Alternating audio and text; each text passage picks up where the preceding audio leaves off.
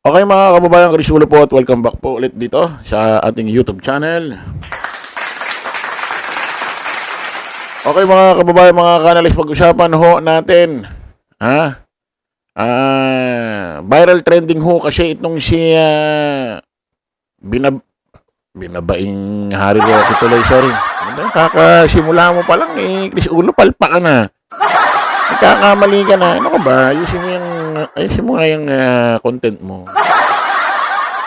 Aha, mga kababayan, mga kanalis, viral trending ho itong si walang kabakla-baklaan, walang kabayot-bayot, walang ka binabaihan, lalaking lalaki ho ito.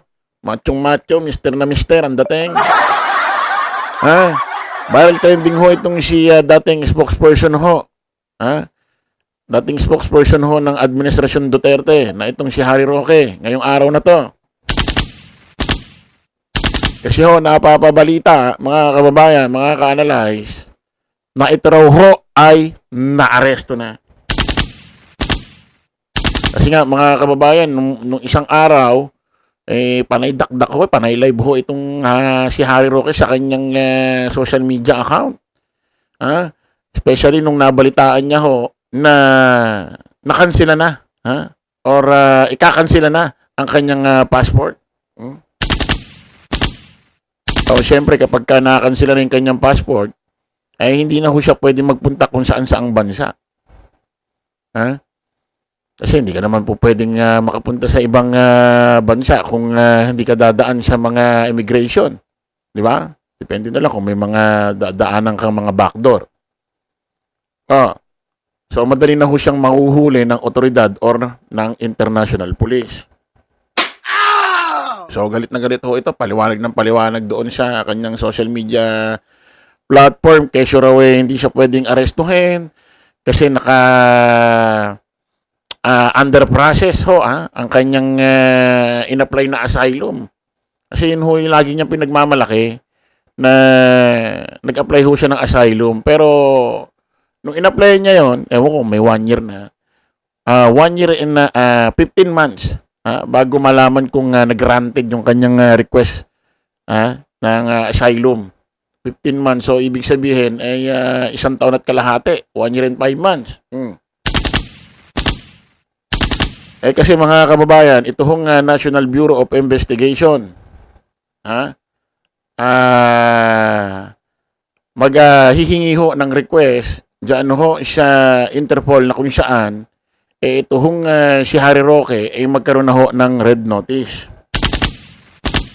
So, meaning, kapag nag-granted ho yan, pinagbigyan ang ating NBI ng Interpol na magka-red notice itong si Harry Roque, ibig sabihin, pwede na hong maaresto itong si Harry Roque, mga kababayan.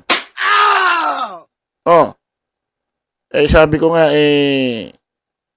kahit ba under process ang iyong asylum, kung magkaka-red notice ka sa Interpol at i-give up ka ng bansang Netherlands or The Hague, anong magagawa mo? Ang lagay problemahin ka pa ng The Hague, hindi. Ang lagay problemahin ka pa ng Netherlands, hindi ka naman nila kalahi. Di ba? Kahit ba under process ka pa, kung i-give up ka nila. Di ba yung nangyari kay Tebes? So may pinagmamalaki siya, nanalo daw siya sa ganyan sa korte, bakit dinakma pa rin siya? Give up ka ng bansa Ba't pa iintindihin ng bansa yung nararamdaman ninyo? Kahit ba under process ka, Harry Roque, kung i-give up ka ng Netherlands, bakit? Ikakabaksak mo ng ekonomiya nila yan pag inaresto ka? Hindi ka ba naman tanga minuto? Kung baliin nila yung kanilang policy rules about sa ganyang pagpapatakbo, about ho dyan sa pinagmamalaki niyang asylum. Ba't kailangan hindi ka nila i-give up? Unang-una, hindi ka naman residente dyan. Unang-una, hindi ka naman citizen dyan. Hindi ka naman nila kalahi. Hindi ka naman nila kabayan dyan. So, ba't kinakailangan intindihin ka nila? Ba't kinakailangan intindihin yung feelings na nararamdaman mo? Hanggang sa dumating ngayong araw, mga kababayan, may ganito hong balita. Simula pa ho kanina eh. Ha? Mga after lunch ho ito eh. Oh. Ayon sa source, ito ha. Nadampot na si dating presidential spokesperson Harry Roque at kasalukuyang nasa Schiphol Airport sa Amsterdam, Netherlands. Ayan ho, ang nag-post niyan una, yung DWAR Abante Radio. Diyan ko ho nang nakita. Maya-maya naman, ay may nag-post naman, ito naman. Abante News Online naman, ayan makikita ninyo. Inaresto na umano ng Dutch police si dating presidential spokesperson Harry Roque sa The Hague, Netherlands. Ayan oh. Source, ayon sa source din. So, ang mga nagpakalat ho nito, iba't ibang FB page. Hindi ho galing sa mga malalaking social media tulad ng GMA, TV5, or ABS-CBN.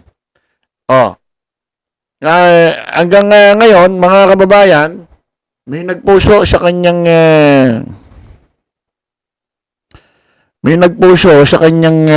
social media platform sa FB niya, Harry Roque. Yan, mababasa niyo dyan. Former presidential spokesperson Harry Roque on Tuesday denied report that was arrested abroad. There is no truth to the rumors that I have been arrested, Roque said in a post on Facebook. Ayan. Harry Roque denies arrest. Rumors show plane ticket to Austria. Ayan. There is no truth to the rumors. Former presidential spokesperson Harry Roque on Tuesday dismissed rumors that he was arrested in the Netherlands. Ayan ho, mga kababayan.